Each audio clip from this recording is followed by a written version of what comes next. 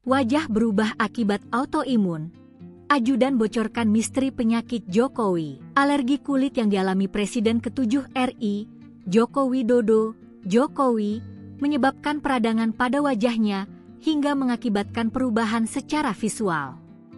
Saat ini, kondisi Jokowi mulai membaik dan tengah dalam proses pemulihan. Hal itu diungkap oleh ajudan Jokowi, Kompol Syarif Muhammad Fitriansyah. Ia menyebutkan bahwa peradangan akibat alergi menjadi penyebab utama perubahan pada wajah Jokowi yang sempat menjadi sorotan publik. Sedang proses pemulihan. Secara visual kita bisa lihat Bapak memang agak berubah.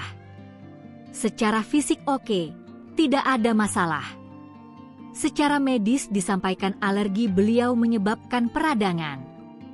Tapi saat ini pemulihannya mulai membaik, tutur Syarif saat ditemui, Minggu, 22 Juni 2025, dari penampilannya yang tertangkap kamera dalam beberapa kesempatan, wajah Jokowi memang tampak mengalami perubahan. Namun, Syarif menegaskan bahwa kondisi fisik Jokowi secara umum dalam keadaan baik.